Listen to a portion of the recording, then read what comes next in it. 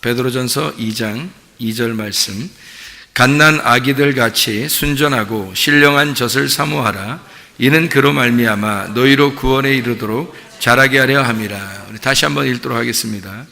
베드로전서 2장 2절 말씀. 2장 1절하고 2절을 같이 읽을게요. 같이 읽읍시다. 2절 말지 말고. 우리 베드로전서 2장 1절 2절 말씀. 베드로전서 2장 1절 2절 말씀. 그러므로 모든 악독과 모든 기만과 외식과 시기와 모든 비방하는 말을 버리고 갓난 아기들 같이 순전하고 신령한 젖을 사모하라. 이는 그로 말미암아 너희로 구원에 이르도록 자라게 하려 함이라. 아멘. 신령한 젖을 사모하라. 영적인 말씀을 얘기하는 것입니다. 진리의 말씀을 네가 사모해야 된다, 그런 말이고요. 진리의 말씀을 사모한다는 말은 거짓의 말씀을 너희가 배격해야 된다는 말이고, 진리의 말씀이라는 순수한 말씀을 네가 먹어야 된다. 사람이 아기가 오직 그 엄마의 그 젖만 요구하는 것처럼 우리가 순수하게 그 말씀의 젖을 사모해야 된다, 그런 말씀이죠. 그래서 우리가 어린아이가 된다는 것은 하나님이 우리가 어린아이가 돼야 천국 간다는 그런 말씀이 마태복음 18장 1절부터 3절까지의 말씀에 있죠. 어린아이가 돼야 천국 간다. 어린아이, 어떤 어린아이일까? 이렇게 오직 신령한 젖을 사모하는 사람, 그러니까 진리의 말씀을 사모하는 사람, 그런 사람에게 천국이 저희 것이다, 이렇게 말씀하실 거예요. 그래서 어린아이가 돼야 된다. 사실 우리가 다 커서 문제죠. 어린아이일 때는 별 문제가 없습니다. 어린아이는 뭘 어린아이라고 그러냐면 부모만 있으면 다 되는 거예요. 그게 어린아이예요. 그러니까 의존도가 굉장히 높죠. 그러니까 의존하는 게 굉장히 높아요. 그러니까 부모님을 의지하는 게 부모님만 있으면 다 되는 거예요. 그러니까 자기를 이제 키운 할머니 할아버지가 계시면 그 할머니 할아버지가 계시면 다 되는 거예요. 그러니까 다른 거는 뭐 다 필요가 없어요. 다른 거 뭐 이렇게 장난감을 주고 먹을 걸 아무리 줘도 자기와 가족, 그 부모님 있잖아요. 부모님이 안 계시면 그럼 뭐 다 싫은 거예요. 그러니까 부모님하고 같이 있을 때 좋아하는 거죠. 그죠? 그러니까 아이들의 그 의존도라고 하는 것은 굉장합니다.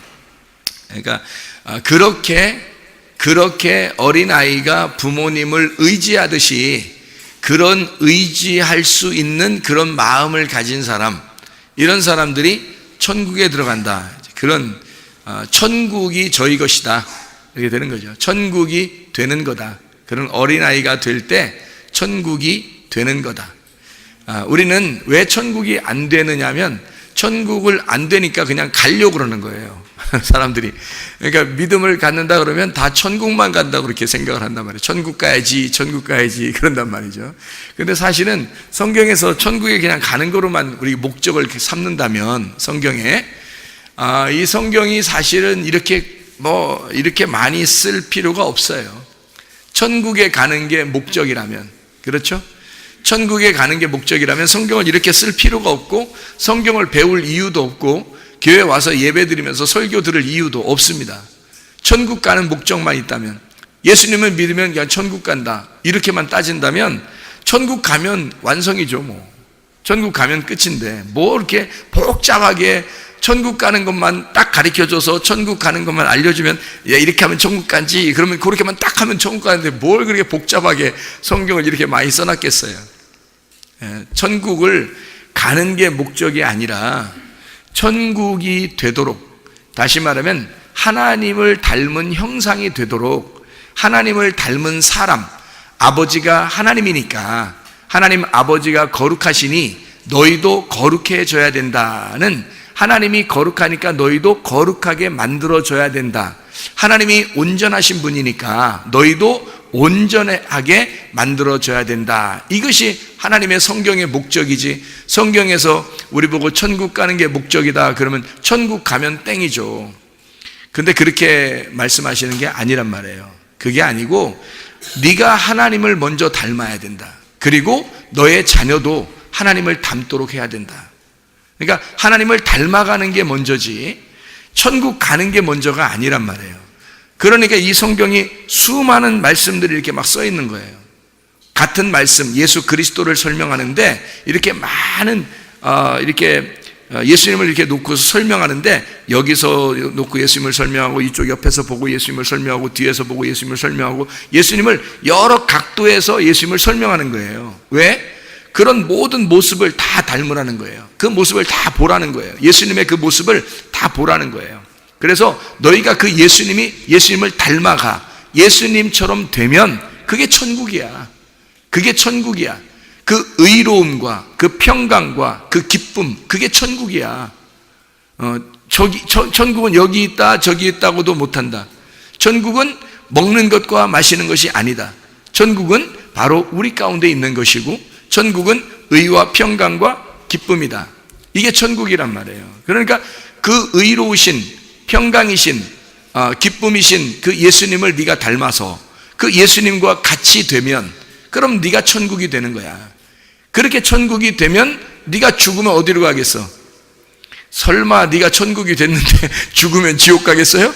생각을 해보시라고요. 그러니까 죽으면 그게 천국이야 이렇게 되는 거죠. 그러니까 네가 여기 살아있을 때도 천국을 살아야 되고 네가 죽으면 바로 천국이야. 그게 그렇게 돼야 되지. 우리가 그냥 여기 사는 것은 막 그냥 개판 5분 전처럼 살다가 예수님 믿습니다 그럼 천국 가는 거예요? 그거 이상하잖아요. 그게 좀 그럼 이상하잖아요. 그런 사람들이 꽤 있어요. 그런 사람들이 꽤 있다고요. 그거 아니라고. 성경은 그걸 가르쳐 주는 게 아니라고요.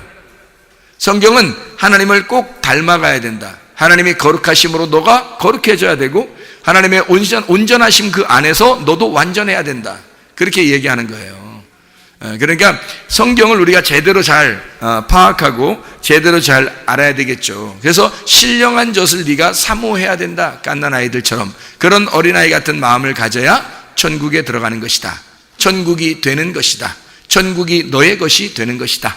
이렇게 말씀하는 것입니다. 그러니까 어린아이 같은 사람은 오직 부모님만 있으면 되고 부모님만 의존하잖아요.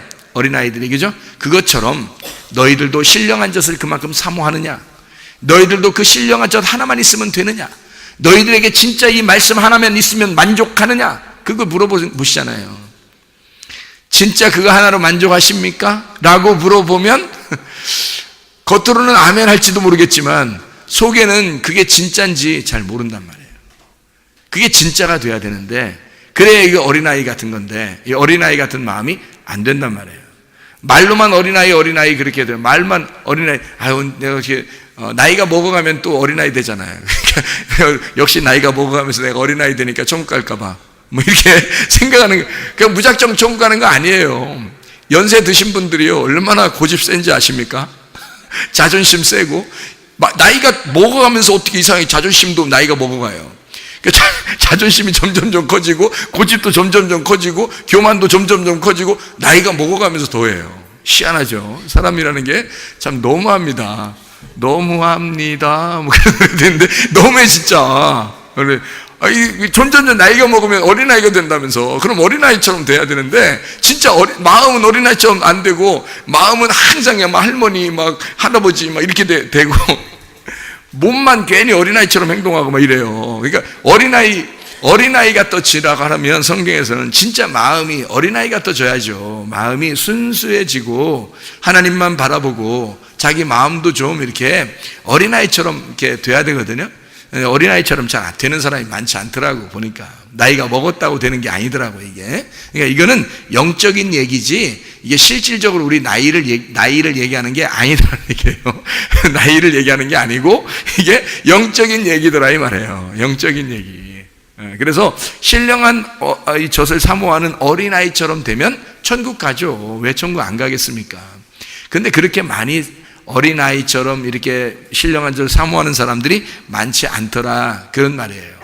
그러니까 성경은 그러니까 성장하는 것이 목표예요. 성장하는 게. 그러니까 어린아이로서 그냥 있는 거를 하나님 만족하다고 여지 않으시고 계속 너희가 자라나야 된다 그렇게 말씀하시거든요. 성경 우리가 몇 군데 한번 찾아보도록 하겠습니다. 로마서 8장 8절 한번 볼까요? 로마서 8장 8절에 보면 이렇게 나와 있습니다. 육신에 있는 자들은 하나님을 기쁘게 할 수 없느니라. 육신에 있는 자들은 하나님을 기쁘시게 할 수 없느니라. 그러면 육신에 있으면서 나 하나님이 기뻐할 거야 그러면 돼요 안 돼요? 안 되죠. 성경에 지금 나와 있는데 그대로 육신에 있는 사람들이 되면 안 된다 그 말이고요. 고린도전서 3장 2절을 봐봐요. 거기 보니까 뭐라고 되어 있냐면 이렇게 되어 있어요. 2장 1절 2절에 보면 고린도전서 3장 1절 2절 보면 형제들아 내가 신령한 자들을 대함과 같이 너희에게 말할 수 없어서 육신에 속한 자 육신 나왔네 얘기죠. 육신에 속한 자 곧 그리스도 안에서 어린아이들을 대함과 같이 한다. 어린아이가 육신에 속한 자라는 거예요. 어린아이가 육신에 속한 자.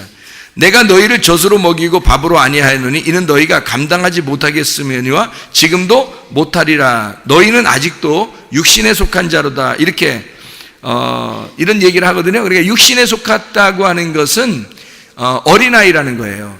그럼 우리는 어떻게 해야 돼? 그러면 커야죠. 영적인 사람으로 성장을 해야 된단 말이에요. 그러면 육신에 속했다고 하는 것은 어린아이니까 영적으로는 성장해야 된다. 이런 얘기가 되겠어요. 그렇죠? 예, 그런 얘기고요. 고린도후서 12장 14절을 봐봐요. 고린도후서 12장 14절을 보면 보라 내가 이제 세 번째 너희에게 가기를 준비하였으나 너희에게 폐를 끼치지 아니하리라. 내가 구하는 것은 너희의 재물이 아니요 오직 너희니라. 어린아이가 부모를 위하여 재물을 저축하는 것이 아니요 부모가 어린아이를 위하여 하느니라. 자, 뭐예요? 이게 무슨 말이에요? 그러니까 바울이 도움을 받는다고 했어요? 도움을 바울이 줘야 된다 그러는 거예요. 바울이 도움을 줘야 된다는 거예요. 그러면 실질적으로 물질적으로 도움을 안 받았나요? 바울이? 받았어요. 예, 사람들이 바울에게 이제 선교 헌금도 보내고 구제 헌금도 보내고 이렇게 했어요.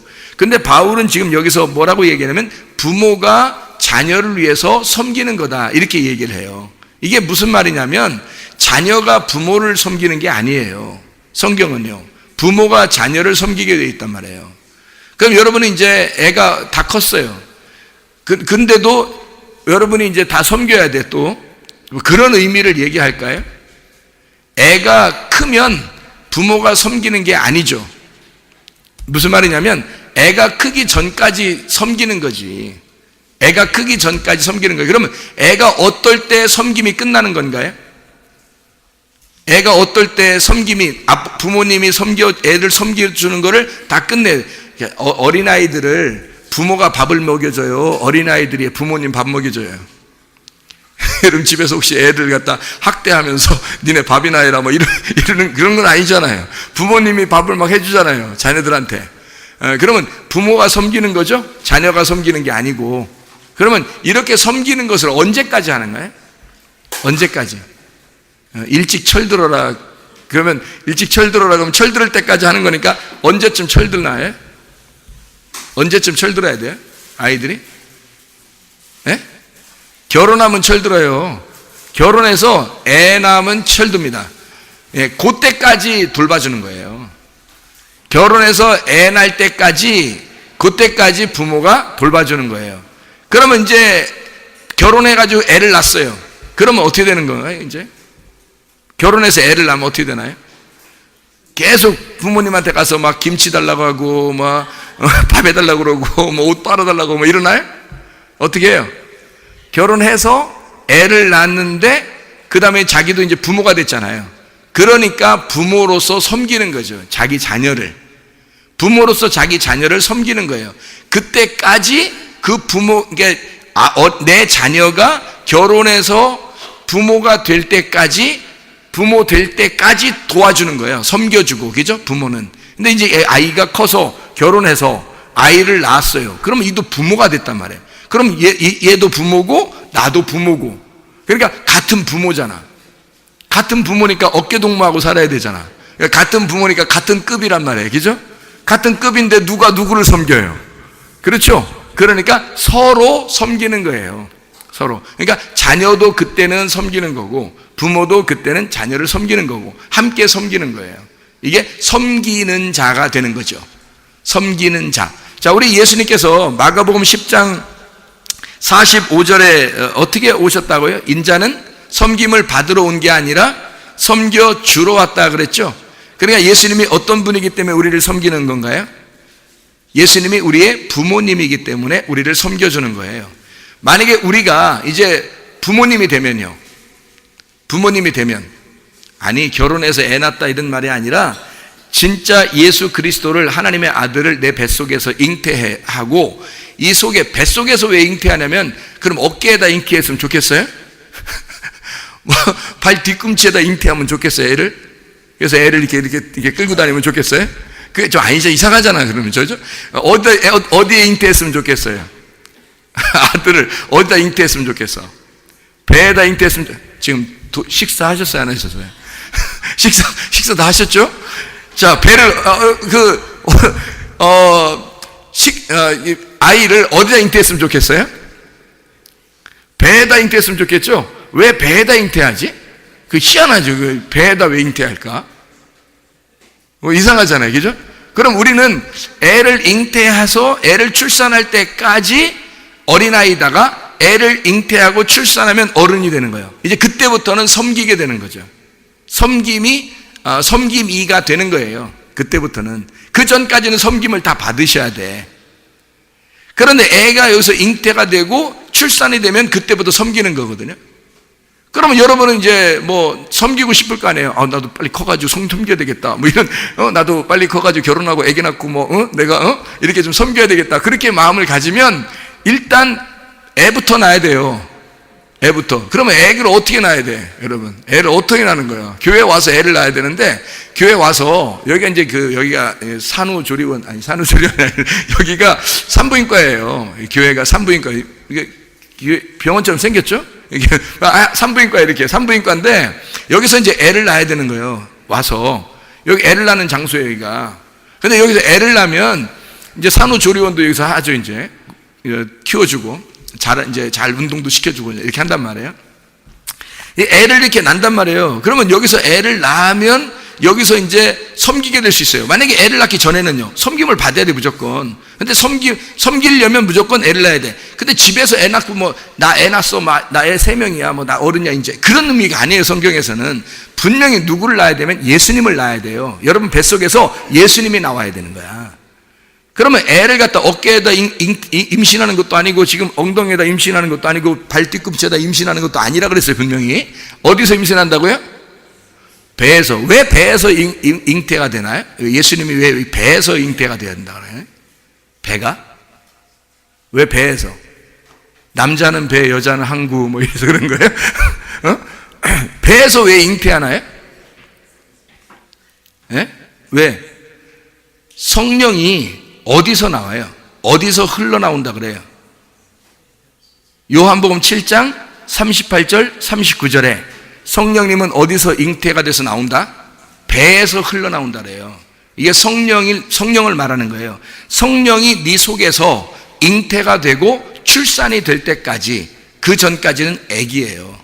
여러분 모두 다 나이가 먹었어도 다 애기예요.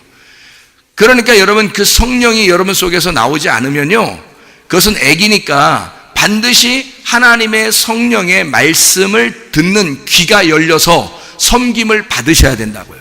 먹을 거를 자꾸 제공을 받아야 된다고요, 여러분. 여러분이 먹을 걸 줄 수 있는 게 아니에요. 교회에서 섬기는 것은, 섬김을 받는다, 섬긴다 하는 것은요, 다른 게 아니에요. 말씀으로 섬기는 것을 말하는 겁니다. 말씀의 섬김을 받는 걸 말하는 거예요. 예수님이 인자는 섬김을 받으려고 온 것이 아니라 섬기러 왔다 그랬어요. 왜 예수님은 자기를 섬기러 왔다 그럴까요? 예수님만 어른이니까, 예수님만 부모님이니까, 예수님만 우리의 아버지시니까. 그러니까 그분은 우리에게, 자녀들을 위해서 자기가 성령으로 섬기는 거예요. 하나님의 말씀으로 섬기는 거라고요. 그게 부모라고. 만약에 목사가 하나님의 말씀을 그렇게 성령에 의하여 받지 못했다면 섬겨야 돼요? 섬김을 빨리 받으셔야 돼? 목사들도 섬김을 받으셔야 돼. 말씀을 받아야 돼요. 말씀을 잘 모르는데 자꾸 가르치려고 하면 돼요? 안 돼요. 어린이가 어린이를 어떻게 가르쳐요? 어린이가 어린이를 어떻게 섬기는 거냐고. 안 되죠. 어른이, 분명히 여기 지금 바울이 얘기했어요. 고린도 후서 12장 14절에 부모가 자녀를 위하여 저축하는 것이다. 부모가 어린이를 위하여 하는 거다. 어린이가 부모를 위하여 하는 게 아니다. 그게 그 재물이 뭐겠어요? 그게 말씀이라고요. 자기가 유일하게 가지고 있는, 바울이 유일하게 가지고 있는, 부모가 줄 수 있는, 부모가 전달할 수 있는 말씀이란 말입니다. 자녀들이 부모에게 줄 수 있는 게 아니에요. 그래서 분명히 성경은 다 내리사랑이에요. 성경은 다 내리사랑이에요. 여러분 집에 가서, 또는 친척이나 친구들이나 여러분의 집에 가서 다 사랑이 옳은 사랑이에요. 이게 뭐 내리사랑, 오리사랑이 아니라 이게 닭사랑도 아니고 오리사랑도 아니고 이게 통닭사랑도 아니고 이게 뭐 지금 이게 내리사랑인데 반대로 이걸 오름사랑이라 그래요? 오름사랑이 있어요, 없어요? 없어요. 이 세상의 모든 규칙은 다 내리사랑이에요. 하나님의 질서라고 그게. 그러니까 여러분이 자녀들을 섬기면서, 자녀들, 아직 어린 그 자녀들을 섬기면서 그거를 여러분 행복하게 생각하셔야 됩니다. 행복하게. 내가 이렇게 섬기는 것이 하나님이 나를 이렇게 섬기시겠구나, 그걸 생각하시란 말이에요. 하나님의 말씀으로 여러분을 섬기는 거라고요. 그러니까 풍성한 음식을 여러분에게 막 제공하는 거예요. 풍성한 음식을. 여러분 송문교회 와보셔요. 여기 오면 음식도 물론 풍성하겠지만, 진짜 먹는 것도 풍성하겠지만, 여기서 말씀이 막 풍성합니다. 하나님의 말씀으로 풍성하게 여러분을 섬기는 거예요. 여러분, 하나님이 분명하게, 하나님께서는 성장한, 장성한 사람을 통해서 부모를 만들고, 그 부모를 만들어서 자녀들에게 말씀을, 식량을 주는 거란 말이에요. 먹을 것을 주는 거라고요. 이게 하나님의 섬기심입니다. 하나님의 섬김. 그러니까 하나님은 여러분을 섬기길 원하셔요. 먼저 섬김을 받으셔야 돼요. 어느 때까지? 그 말씀이 들어와서 내 속에 씨로 자라나 잉태가 되고 출산이 돼서 내가 그 출산한 어버이, 부모가 될 때까지, 그때까지 여러분은 섬김을 받으셔야 돼요. 하나님의 말씀으로 섬김을 받으셔야 하고, 섬김을 받으면 어느 날 장성하게 됩니다. 장성한 사람이 되면 예수님 닮은 사람이 돼서 예수님의 말씀을 여러분이 전달할 수 있는 사람이 되는 거죠. 그게 유일한 교회 안에서의 섬김이에요. 교회에서 다른 거 이렇게 하는 거는 다 필요에 의해서 하는 거예요. 서로 먹는 거, 청소하는 거, 이런 모든 것들은 다 필요에 의해서 하는 겁니다. 물론 그것도 다 섬김이라고 할 수 있어요. 그렇지만 진짜 섬김은 부모가 자녀를 위해서 하는 거예요. 다시 말하면 성장한 자가, 하나님의 말씀을 가진 자가 하나님 말씀을 갖지 못한 자에게 하나님 말씀을 나누는 것입니다. 이것을 섬김이라 이렇게 말씀하는 거예요. 그러니까 밑에 있는 사람들, 어린아이들은 어떻게 되겠어요? 반드시 신령한 젖을 사모해야 되겠죠. 자기가 살아있다면 반드시 먹어야 합니다. 살아있다면. 그래서 음식을 제공할 때, 이 말씀을 제공할 때 자기가 살아있느냐, 자기가 죽어있느냐는 것은 금방 알아요. 자기가 살아있다면 그 말씀을 계속 먹을 거란 말이에요. 자기가 죽어있다면 말씀 안 먹습니다.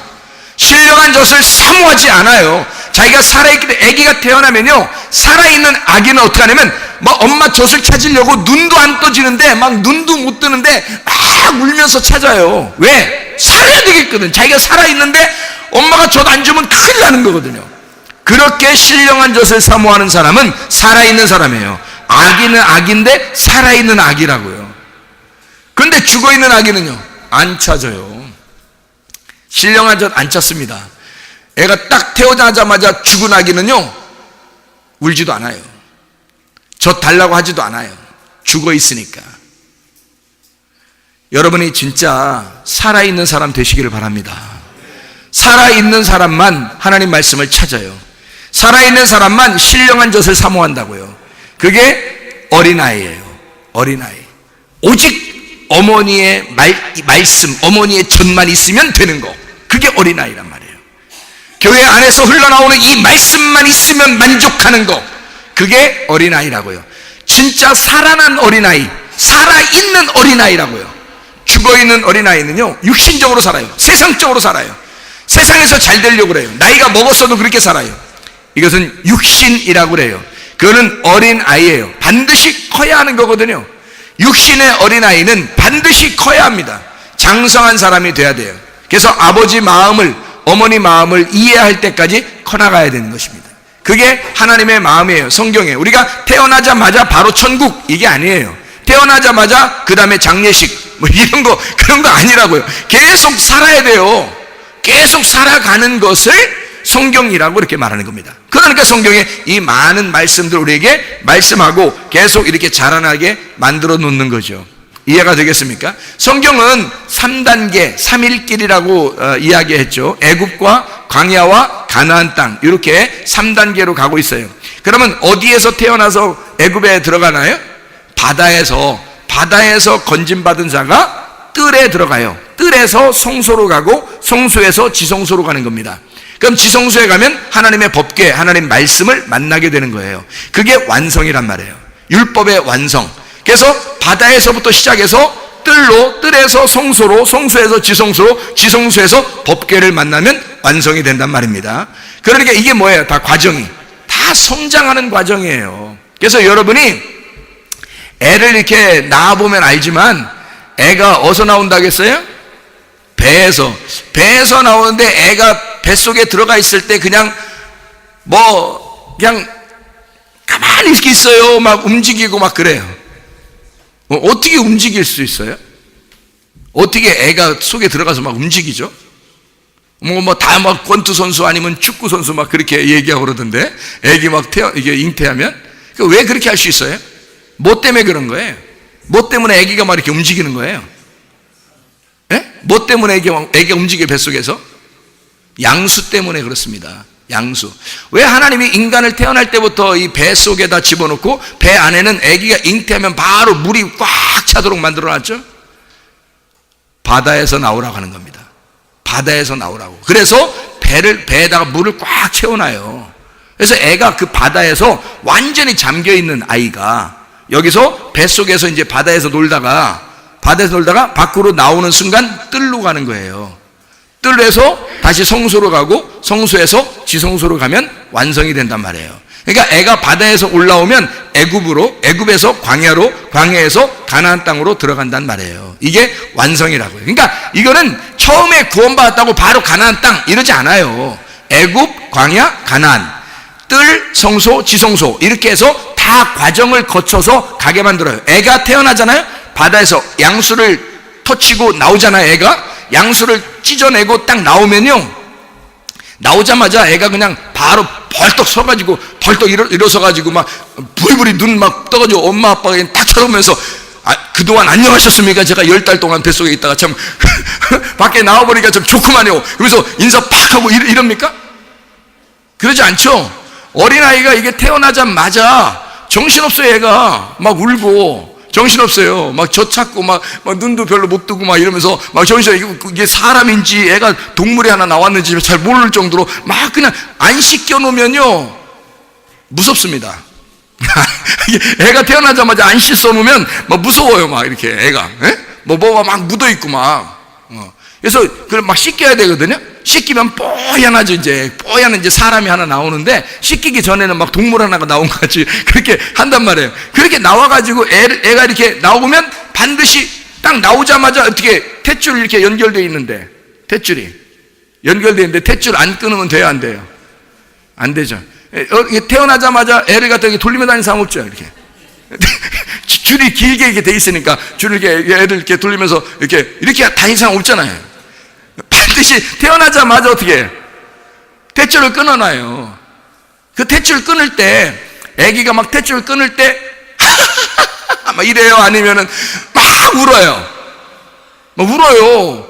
엄마하고 그동안 그렇게 연결돼 있다가 엄마로부터 나를 딱 끊어내니까 죽는 거거든요.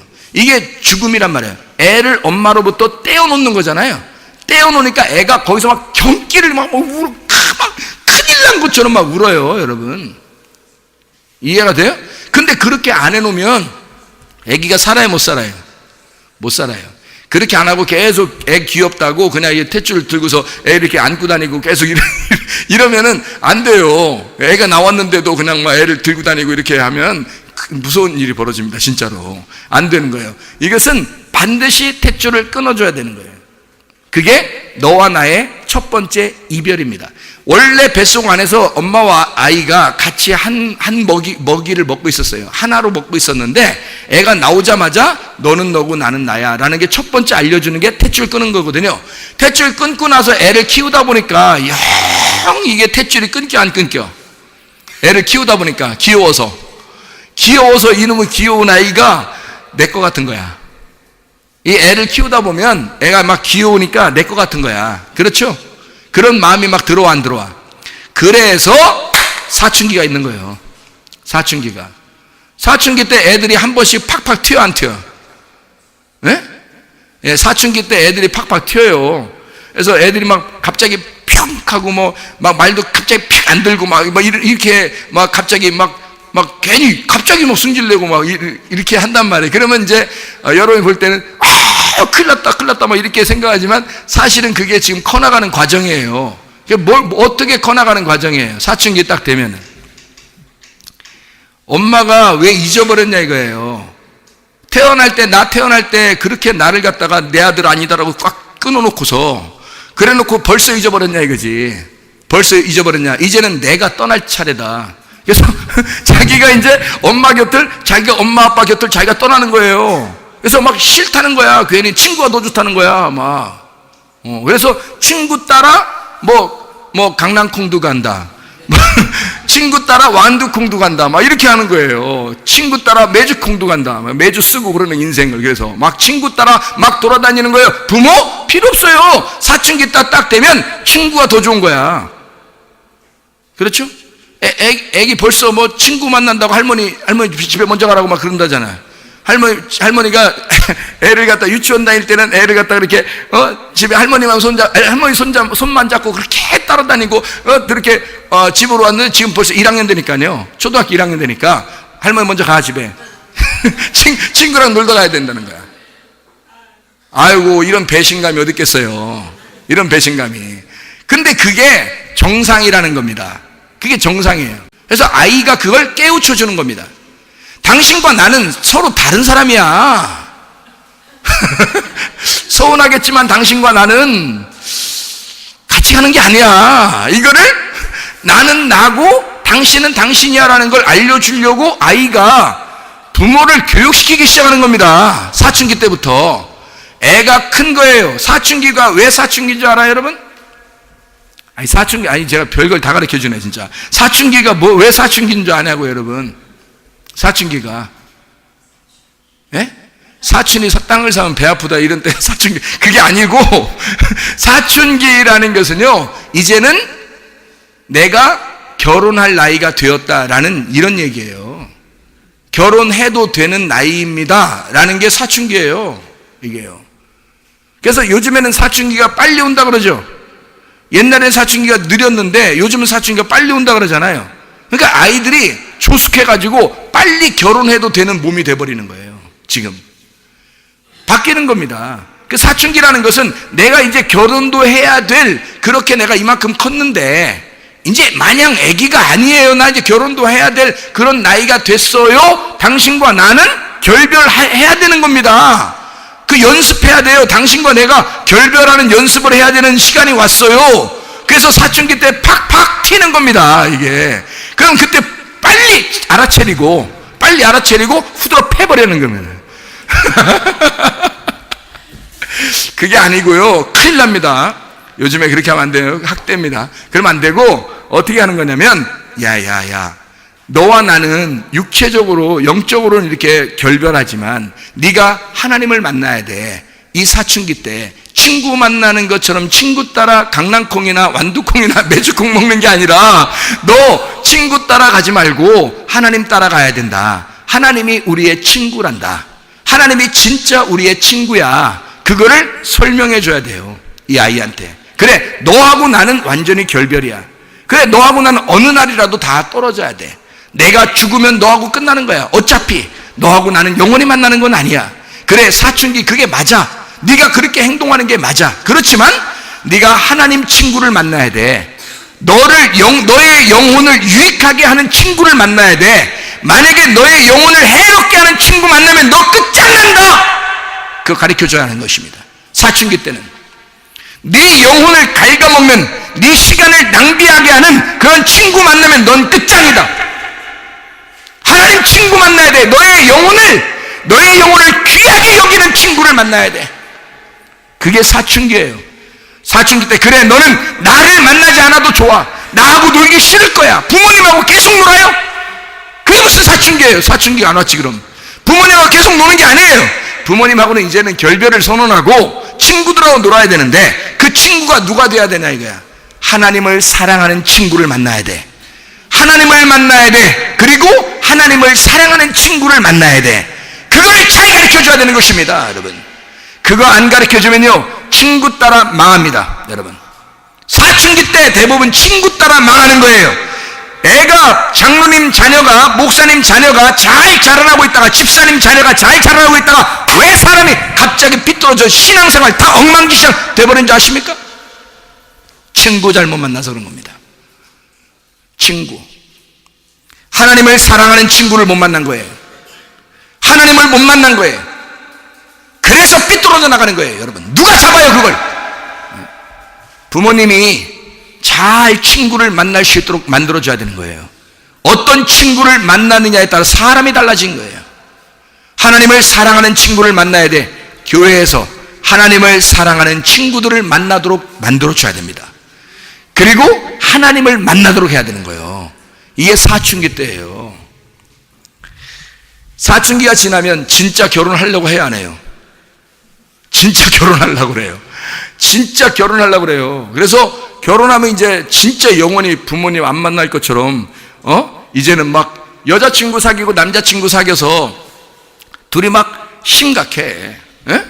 아니, 부모님이 막 그렇게 막 피곤해하고 뭐 아프다 그러고, 부모님이 밥도 못 먹었다 그러고 별로 신경을 안 써.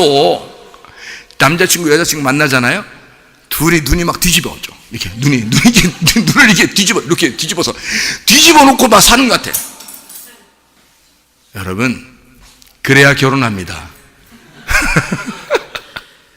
이게 눈이 안 뒤집어지면요, 계속 눈이 똑바로 돼 있잖아요. 결혼 못해요. 결혼 못해. 부모님 눈에 눈물 흘릴까봐 결혼 못해요. 눈이 뒤집어져야 결혼합니다. 여러분도 다 그렇게 하셨죠? 여러분도 눈이 뒤집어져서 결혼했을걸요? 척봄은 애입니다.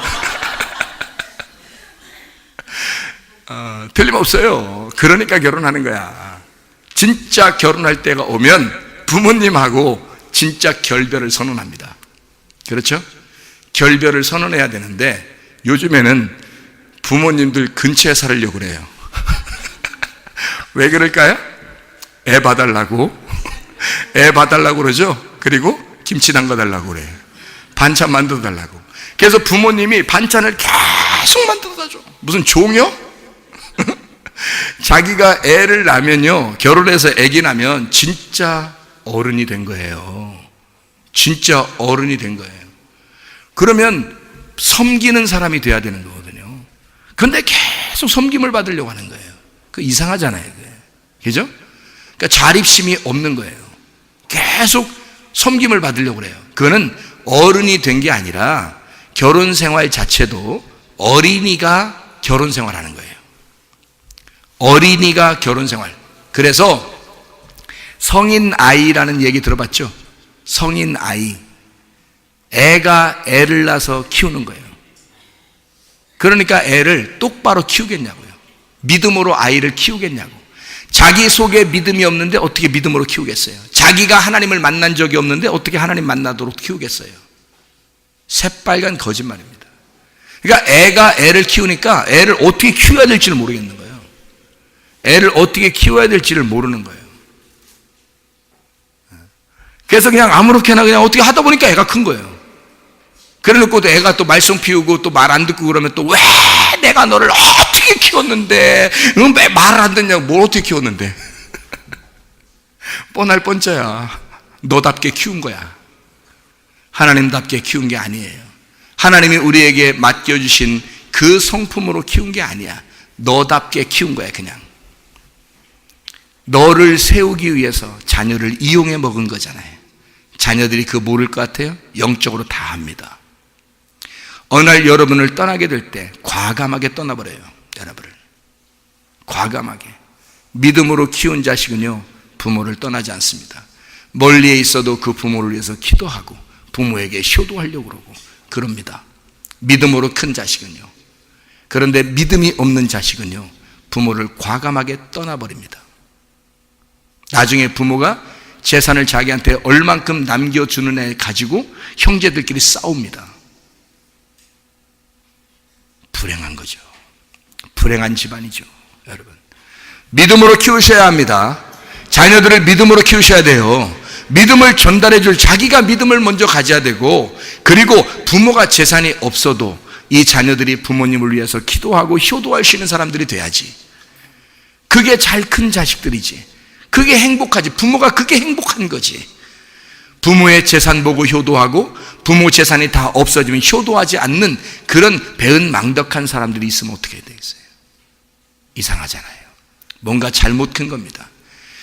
자기가 안 떠나 보내려고 하니까 하나님이 찢어놓는 거예요. 마음을. 하나님의 마음을 다 찢어놓고 부모님을 다시는 섬기지 않도록 해버리는 거예요. 희한하죠. 원리가 그렇게 되어 있는 걸 어떡합니까? 성경의 원리가 그렇게 되어 있는 걸. 여러분, 자, 배에서 태어날 때 먼저 어떻게 해요? 탯줄을 끊어야 된다. 사춘기 될 때 내 자식이다 라는 개념을 빨리 끊어야 된다. 그리고 친구이신 하나님을 빨리 만나도록 해줘야 된다. 아니면 하나님을 잘 섬김을 받는 하나님을 사랑하는 그런 친구를 만나도록 해줘야 된다. 그렇지 않으면 나중에 피눈물 난다. 그리고 청년기가 됐을 때, 결혼할 때 그 배우자를 잘 믿음의 사람을 만나도록 해야 된다. 믿음의 배우자를 만나게 돼서 신랑과 신부가 믿음의 사람을 안 만나면 나중에 진짜 피눈물 나는 시대가 올 것이다. 심판받을 때 그땐 정말 끝장난다. 사람이 인생을 살다가 결혼할 때 누구를 만나느냐에 따라서 인생이 죽을 때까지 갑니다. 그게요, 여러분. 중간에 그만두지 않을 이상은요, 죽을 때까지 가요, 이게. 그렇기 때문에 진짜 배우자를 잘 만나게 해줘야 돼요. 이때 여러분, 자기가 올가미처럼 며느리를 갖다가 계속 전화해가지고 며느리 어딨나 확인하고 이런 식으로 하면 돼야 안 돼요? 안 된다 그랬죠. 사위를 갖다가 계속 이렇게 막 전화하고 막 이러면서 그 사위 어딨어? 나 어디 좀 가야 되는데 자동차 가져와봐 이러면서 계속 그런 식으로 하면 돼야 안 돼? 안 돼요. 집안이 내 아들이라도 내 딸이라도 내 며느리 내 사위가 완전히 다른 사람입니다. 결혼하는 순간 나와 완전히 탯줄이 끊어진 거예요. 완전히 나와 저 사람은 다른 가족이에요. 다른 가족이란 말이에요. 이쪽 가족이 있고요, 내 가족이 있는 거예요. 이제 완전히 다른 가족이란 말이에요. 그게 결혼할 때 완전히 끊어지는 겁니다. 이런 탯줄을 태어날 때부터 사춘기 때 그리고 청년기 때 끊어주지 않으면 애가 죽어요. 애가 가슴에 멍이 든다고. 며느리가 가슴에 멍이 들든지, 시어머니가 가슴에 멍이 들든지, 사위가 가슴에 멍이 들든지, 아들이 가슴에 멍이 들든지, 딸이 가슴에 멍이 들든지, 엄마가 가슴에 멍이 들든지, 아버지가 가슴에 멍이 들든지 한다고. 이게 서로가 원수가 돼요. 잘못하면 끊어줘야 합니다. 잘못하면 죽어요. 영적으로 서로 죽어요. 서로 미워하게 되고 서로 죽이게 되고 그러는 거예요. 이거 안 된단 말이에요. 왜 괜히 미워하는 영적인 살인을 하냐고요. 싫은데 그런 걸. 그러니까 딱 완전히 끊어줘서 이것을 탯줄을 완전히 끊어줄 줄 아는 사람이 돼야 된다. 이게 다 뭐예요? 어릴 때 태어날 때하고 사춘기 때하고 청년기 때 이렇게 다 끊어지는 이것을 뭐라고 그러냐면, 이 모든 끊어짐을 홍해바다를 건너고 요단강을 건너서 가나안 땅에 들어가는 과정이란 말이에요. 이게 그 죽음을 경험해 완전히 끊어내는 과정을 통해서 성장해 가는, 그래서 어른이 되는, 어린아이가 뱃속에서 태어나면서 어린아이로 자라나다가 어린아이로 영원히 있는 게 아니라 이게 성장하여 나중에는 어른이 되도록, 그래서 자기가 열매를 맺도록, 아이를 출산하고 열매를 맺도록 만들어지는 그 성장하는, 섬김을 받는 아이가 섬기는 사람으로 성장하는 거, 이게 성경이란 말입니다. 성경은 그냥 단순히 우리가 예수 믿으면 바로 천국 가, 이거 아니에요. 반드시 성경을 통해서 하나님의 말씀으로 내가 가지고 있는 이 세상에 있는 것들을 끊어내서 하나님의 사람으로 만들어지는 거예요.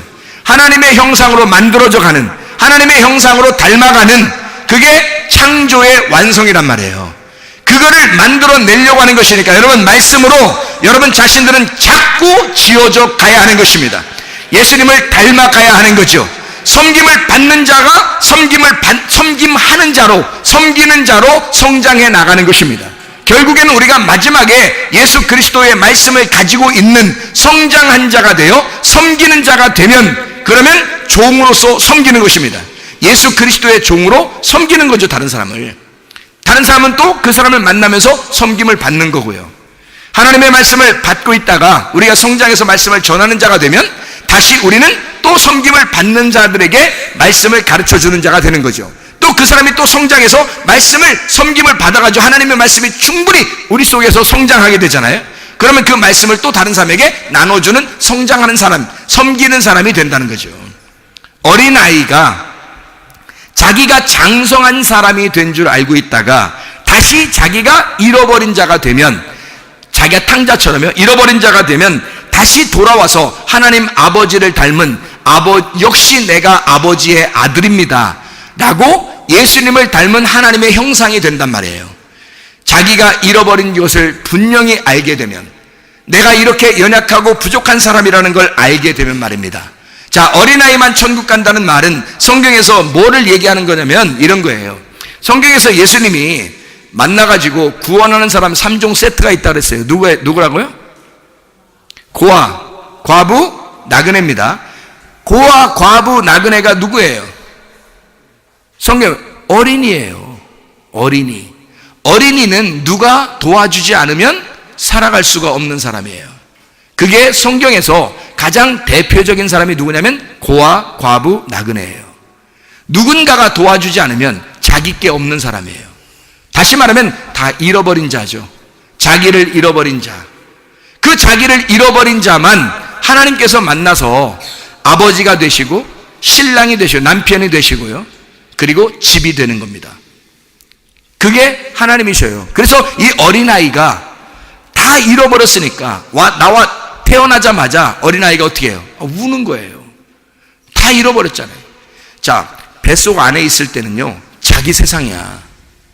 자기 세상이라. 뱃속 안에 있을 때는 자기가 왕이에요.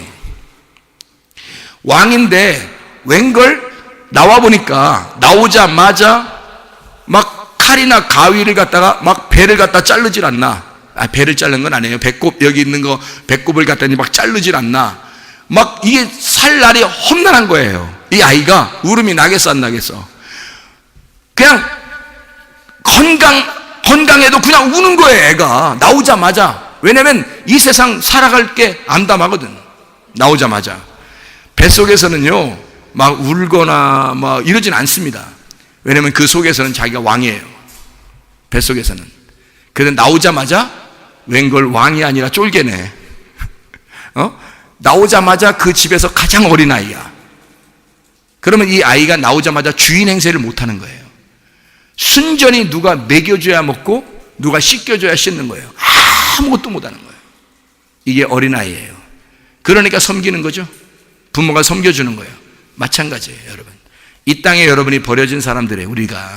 우리 인간들은 다 이 땅에 버려진 사람들이라고요. 그러면 누군가가 우리를 섬겨줘야 된다고. 누가 섬기길 원하십니까? 하나님 아버지예요. 하나님 아버지가 여러분을 섬기면 진짜 믿음을 가진 겁니다. 그런데 하나님 아버지가 우리를 섬기는 것을 갖지 않고 자기가 막 뭘 해보려고 한다는 거예요. 뭘 해보려고 하는 거예요. 얘야 다친다 그러지 마라. 응? 부모가 크면서 애가 어른 되기 전에 계속 뭘 하려고 그러면요, 다친다. 얘야 가만히 있어, 내가 해줄게. 그러죠? 부모가 그러는 거예요. 하나님을 의지하면요, 자기가 다칠까봐 안 하면 되죠. 아빠 해줘요, 엄마 해줘요, 그러면 되는 거예요. 그런데 자기가 꼭 뭘 가지고 하려고 그래. 자기가 뭘 가지고 꼭 하려고 그래. 그러다가 어떻게 해? 다치면 또 아프다고 또 막 그래. 그러면 또 그걸 또 속상해하는 분은 또 하나님이셔. 그러니까 부모님은 얘야 하지마, 내가 도와줄게. 그런데 꼭 애들은 몰래 자기가 해. 그래서 자기가 막 어른인 것처럼 내가 할게, 내가 할 거야. 그게 막 입에 밴 것처럼 해요. 내가 할 거야 하다가 또 다쳐. 꼭 다쳐 애들이. 그게 성숙해 가는 그 과정인데요. 다쳐. 그러면 그 애가 그렇게 다치면 누가 다쳐? 네? 애가 다치면 부모가 다쳐. 마음이 다쳐. 그래서 또 마음이 다치니까 마음이 다쳐. 그래서 다음에는 하라고 그래? 하지 말라 그래? 하지 말라 그래. 내가 해줄 테니까. 왜? 다치니까. 이해가 돼요? 그러니까 애가 다치는데 애가 다치면 부모님이 다쳐. 부모님이 다치니까 마음의 문도 닫혀. 그래서 그 다음에는 애 보고 하라고 하지 않아. 부모님이 다 해준다 그래. 너 그냥 가만히 있어. 내가 해줄 테니까. 그게 애굽에서 나오는 이스라엘 백성들에게 하나님이 너희는 가만히 있어. 내가 하나님 됨을 알지어다. 내가 다 해줄게. 기다려. 내가 해줄 때까지.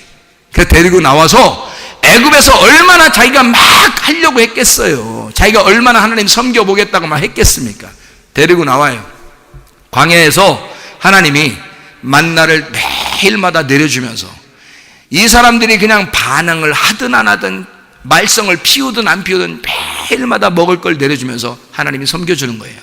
신발도 하나도 헤어지지 않고 옷도 하나도 낡아지지 않고 그냥 하나님이 40년 동안을 도와주는 거예요. 그게 아버지 마음입니다. 왜냐하면 너희가 이 광야를 통과해야 되거든. 성장해야 하거든. 너희들은 아직 어린아이거든. 그러니까 너희들은 여기를 통과할 때까지 내가 너를 도와줘야 돼. 너희들이 가나안 땅에 들어가면 너희들이 정복해. 가서는 니네가 정복해. 니네가 그것을 갖다 정복하고 이기고 싸워서 전쟁에서 이겨라. 너희들이 내가 화이팅 해줄 테니까, 내가 도와줄 테니까 너희들 가서 이겨라. 그러나 광야에서는 안 돼. 광야에서는 네가 아무것도 없어야 돼. 내가 다 도와줄 테니까. 이게 광야의 생활이거든요.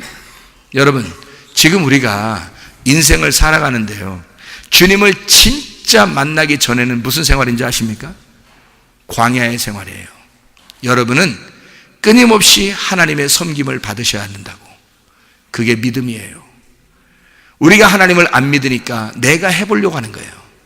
하나님을 안 믿으니까, 하나님 안 믿으니까 하나님이 안 해줄 것 같은 거예요. 내가 해야 될 것 같은 거예요. 여러분, 그래서 되던가요? 그거 아니에요.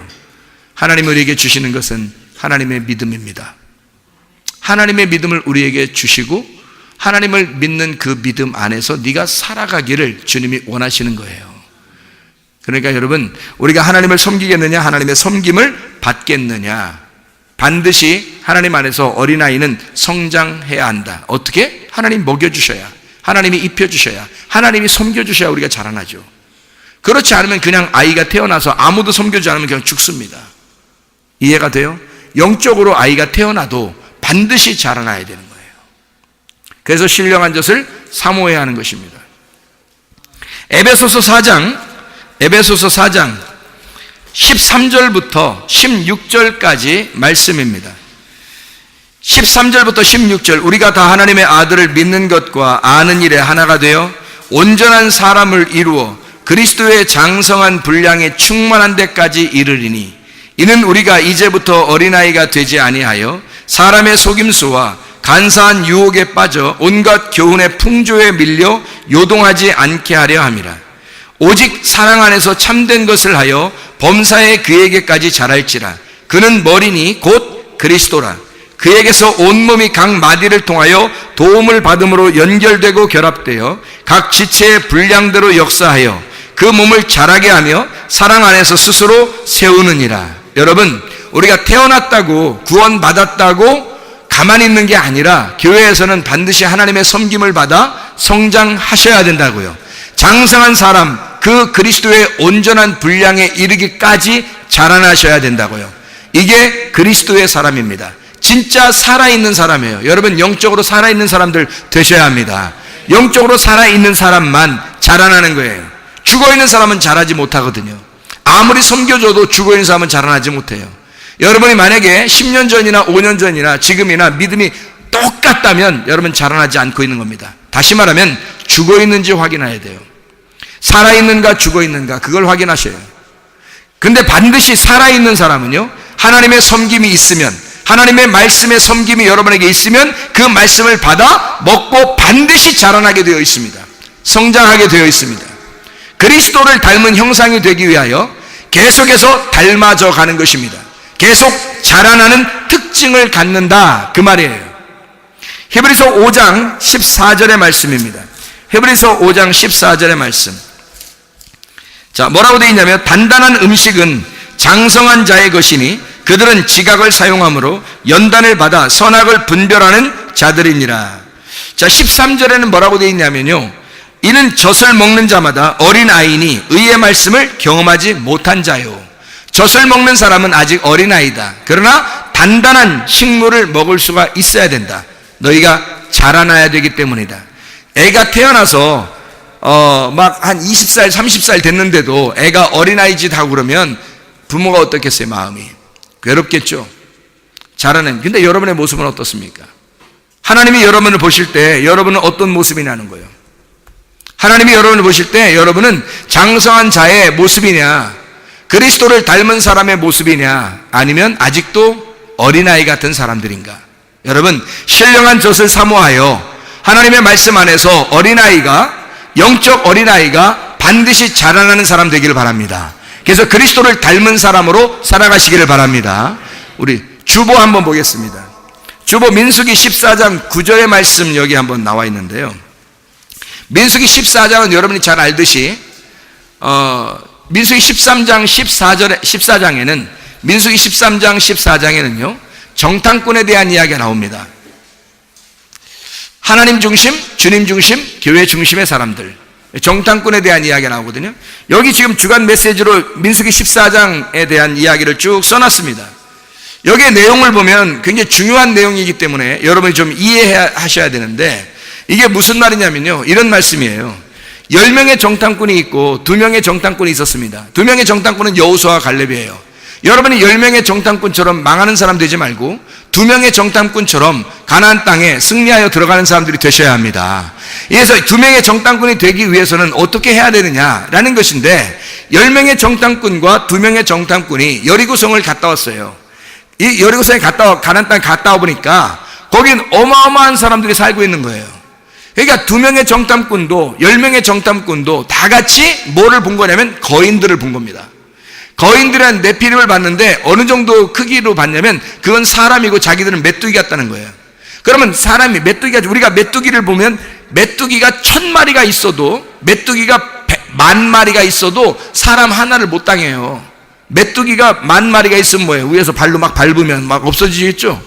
그러니까 거인이 얼마나 컸는지, 세상에 자기들은 메뚜기 같고 거인은 막 사람 같은 거예요. 이런 것들을 막 본 거예요. 어마어마한 사람들을 본 겁니다.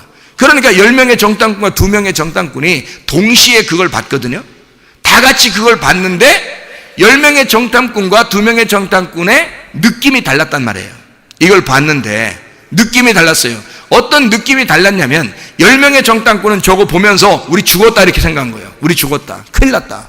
우리 죽었다. 자, 하나님이 애굽에서 광야에 데리고 나오고 광야에서 가나안 땅으로 데리고 가려고 하다가 지금 정탐을 보냈거든요.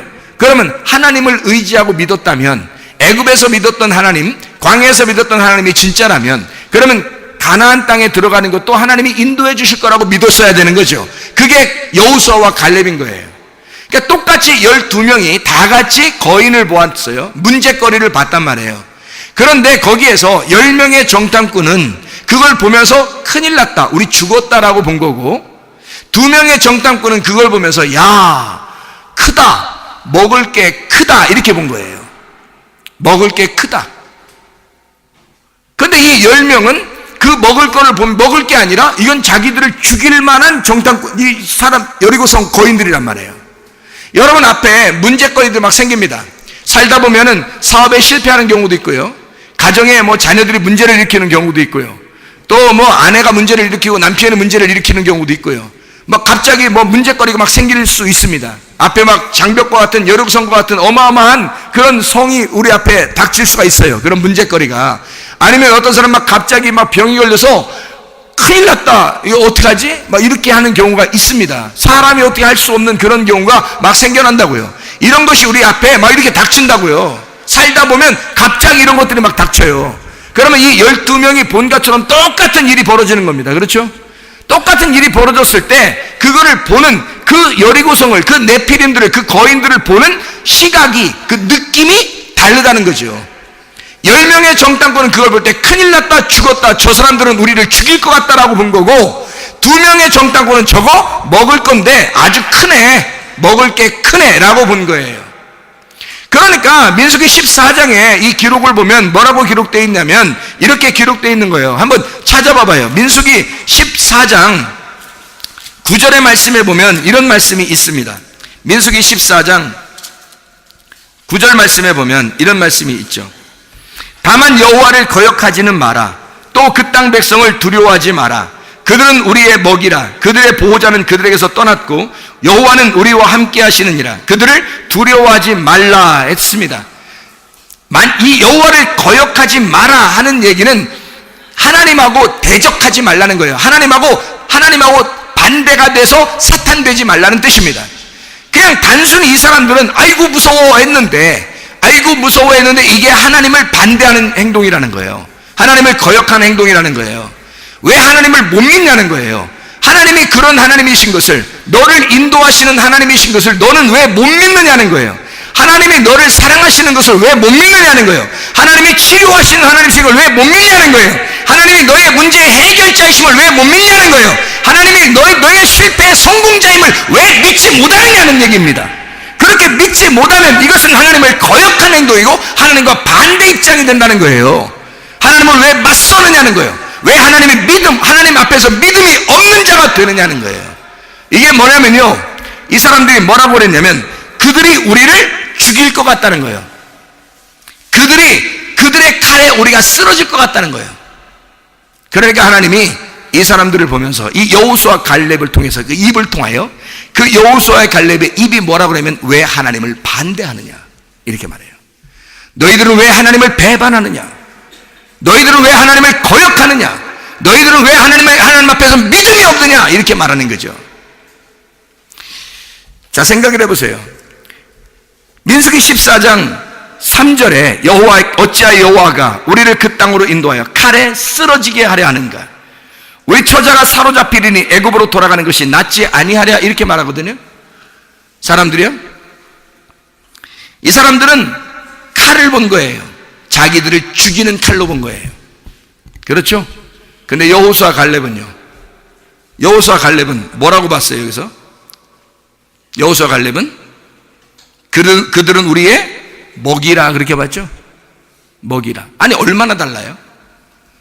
칼을 말해요. 저 사람들은 우리를 죽이는 것이다, 죽이는 칼을 가지고 있다라고 본 사람이 있고, 이쪽 사람은 저들은 우리에게 요리감이다, 먹잇감이다, 우리에게 먹이를 제공하는 자이다. 자, 어떻게 보는 거예요? 여러분, 칼로 뭐 하죠? 전쟁하죠. 그리고 칼로 또 뭐 하죠? 요리합니다. 자, 여러분의 칼은 어떤 칼이십니까? 전쟁하는 칼이에요? 요리하는 칼이에요? 여호수아와 갈렙은 그 저쪽에 있는 전쟁하는 칼이 우리를 먹이는 요리하는 칼이라는 거예요. 그러니 무섭겠어요? 안 무섭겠어요? 하나도 안 무서운 거야. 왜? 하나님이 그렇게 우리를 먹게 만들 거니까. 우리를 그렇게 먹게 만드는데 빵이 좀 큰 것뿐이야. 애들이 좀 허우대가 조금 멀쩡하고 큰 것뿐이야. 근데 여기 10명의 정탐꾼은 실제로 무서워 죽겠는 거예요. 자기들을 죽이는 칼인 거야. 자, 보세요. 어떻게 여호수아와 갈렙은 이런 믿음을 가졌을까? 10명의 정탐꾼은 왜 그런 믿음을 가졌을까? 생각해 보세요. 10명의 정탐꾼은 아직 자기들을 죽지 않은 겁니다. 자기들이 아직 죽지 않은 거예요. 그러나 여호수아와 갈렙은 처음에 어린 양의 피로 예수 그리스도가 죽었다는 사실을 깨닫고 그 믿음을 가지고 나올 때 이미 자기들은 없는 거예요. 하나님 아버지의 믿음만 의지하고 따라 나온 것입니다. 그러니까 이 믿음이 변치 않는 거예요. 하나님 아버지를 믿으니까 자기가 없는 거예요. 자기가 없으니까 이 진짜 믿음을 가지니까 이 모든 게 아버지가 나에게 주는 음식인 거야. 이해가 되십니까? 이게 무슨 말인가? 근데 이 10명의 정탐꾼은 자기가 아직 죽질 않은 거예요. 광야에서 계속 반역하면서 있다가 계속 안 죽는 거예요. 그러니까 누군가라도 자기를 죽일 것 같은 거야. 여러분, 자기가 이미 죽은 자는요, 더 이상 죽을 게 없거든요. 모든 게 하나님이 자기에게 허락하신 하나님의 사랑이라고 받아들일 수밖에 없거든요. 그게 여호수아와 갈렙이었습니다. 이런 믿음을 소유하셔야 합니다. 진정으로 이런 믿음, 이게 어린아이 같은 믿음이에요. 오직 아버지 하나님만 의지하는 믿음. 내 믿음이 아니라 하나님의 믿음을 가지고 이것을 붙들고 가는 자, 이것을 붙들고 믿어내는 자입니다. 노아 방주를 지을 때 어떻게 한 번도 마음이 의심하지 아니하고 변함없이 그 방주를 지었을까? 하나님이 말씀하신 그것을 사실로 믿은 것입니다. 그리고 그것을 믿고 끝까지 오랫동안 시간이 걸려도 방주를 지어내는 겁니다. 변함없이 의심하지 아니하고 하나님의 섬김을 받은 거예요. 하나님의 믿음을 가진 거예요. 그 믿음으로 사는 것입니다. 그게 믿어내는 거란 말이에요. 믿는다가 되는 것입니다. 여러분, 진정으로 하나님의 믿음을 가지고 하나님이 여러분에게 제공하시는 이런 믿음의 말씀을 받고 어린아이처럼 순수하게 신령한 젖을 사모하여 주님과 동행하다가 주님 만나시기를 바랍니다. 우리 하나님 아버지 사랑과 은혜를 감사합니다. 주의 뜻대로 살다가 주님 만나게 도와 주시옵소서. 예수 그리스도 존귀하신 이름 받들어 기도 올려옵나이다. 아멘.